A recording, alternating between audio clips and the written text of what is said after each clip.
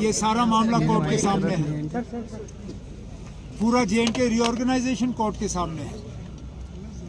अब शायद पीडीपी की मजबूरी होगी कोर्ट में जाना, क्योंकि सुप्रीम कोर्ट में वो पहले आए नहीं। जब हम लोगों ने 5 अगस्त 2019 के खिलाफ कोर्ट में केस किया तो पीडीपी उस वक्त खामोश रही। हमें फिलहाल तो कोर्ट में जाने की ज़रूरत नहीं है, क्योंकि हमारा केस पहले ही कोर्ट के सामने है। अब उस वक्त की खामोशी की वजह से अगर पीडीपी को अब कोर्ट में जाना ज़रूरी लग रहा है तो बेशक जाएं, वो उनको ना कोई रोकेगा ना मतलब हम इसके खिलाफ कुछ कहेंगे। जहाँ तक बिल की बात है, हमें बिल से सबसे बड़ा एतराज़ ही 2 चीज़ों पे है। एक तो ये कि सुप्रीम कोर्ट ने रीऑर्गेनाइजेशन पे अपना फैसला सुनाया ही नहीं है और ये लोग तब्दीली पे तब्दीली ला रहे हैं। उसके साथ साथ जहाँ तक नॉमिनेशन से सीट भरने का काम है, ये इलेक्टेड गवर्नमेंट को इख्तियार दिया जाना चाहिए। ये जो बिल के तहत इन्होंने एलजी साहब को दिए हैं, इसमें सीधा सीधा ये शक पैदा होता है कि ये बीजेपी की मदद करने के लिए किया जा रहा है, क्योंकि बीजेपी इलेक्शन जीत नहीं सकती तो बैकडोर से ये अपनी सीटों को बढ़ाने का काम कर रहे हैं। अगर इसमें फिलहाल कोई तब्दीली नहीं आती है तो इलेक्शन के बाद जब यहाँ इलेक्टेड गवर्नमेंट होगा, इसको दोबारा से देखा जाएगा। सर, अगर आपको इतनी फिक्र है कश्मीरी कौम की, फिर यहाँ की जो रीजनल पॉलिटिकल पार्टीज है वो एकजुट होकर आवाम के सामने क्यों नहीं आ रहे हैं? हम एक मकसद के लिए तो आए ना। आप अलग अलग फंक्शंस कर रहे हैं, अलग अलग फंक्शंस तो करते रहेंगे, क्यों नहीं करेंगे?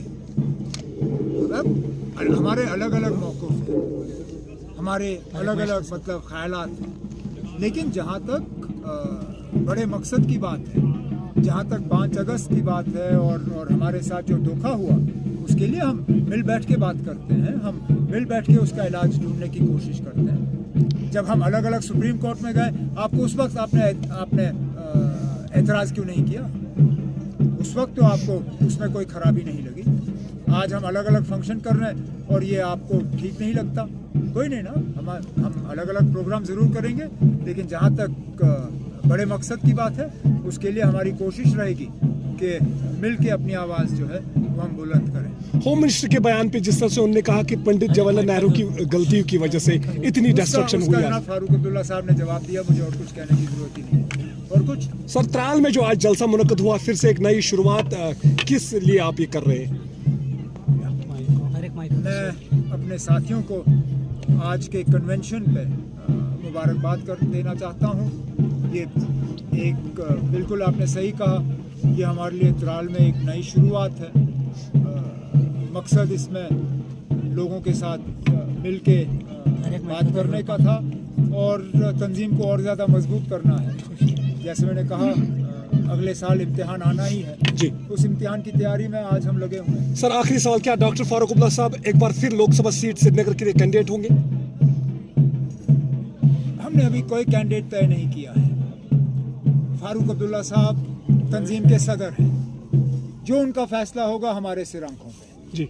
अगर वो इलेक्शन लड़ना पसंद करेंगे तो हमारे लिए उससे बेहतर कोई चीज़ या कोई उनसे बेहतर कोई कैंडिडेट हमें मिल नहीं सकेगा।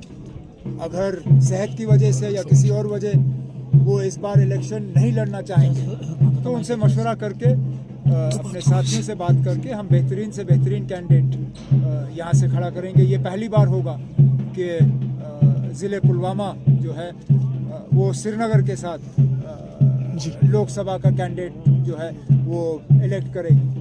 मिल बैठ के एक बेहतरीन कैंडिडेट का अनंतनाग राजौरी के लिए बताया जाता है कि मियां अल्ताफ को खड़ा किया जाएगा, कहां तक सही है? सोर्सेज से पता चला है अर्ली टाइम्स को।